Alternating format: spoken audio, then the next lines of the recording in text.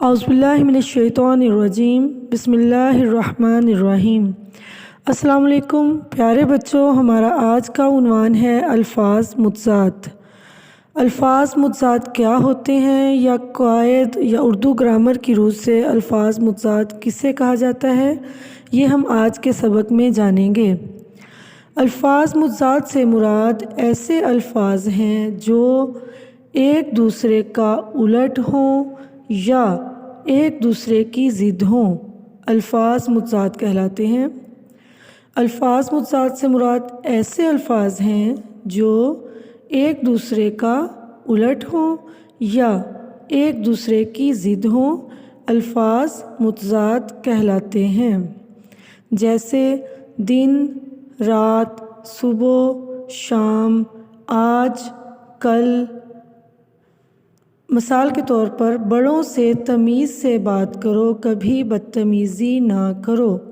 اس میں تمیز اور بدتمیزی دونوں ایک دوسرے کا الٹ ہیں، الفاظ متضاد ہیں۔ اب ہم مزید جملوں کی مدد سے انہیں جانتے ہیں۔ جملہ نمبر 1 ہے، میں اچھی باتیں کرتا ہوں اور بری باتوں سے بچتا ہوں۔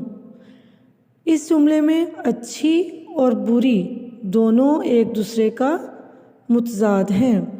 اور جملہ نمبر 2 دیکھتے ہیں، جلدی چلو ورنہ دیر ہو جائے گی۔ جلدی چلو، جلدی، اور ورنہ دیر ہو جائے گی، دیر۔ جلدی اور دیر جو ہیں وہ دونوں ایک دوسرے کے متضاد ہیں۔ نمبر 3 پر ہمارے پاس ہے، مجھے سچ بولنا پسند ہے اور جھوٹ بولنا ناپسند ہے۔ سچ اور جھوٹ اور پسند اور ناپسند، یہ دونوں الفاظ متضاد ہیں۔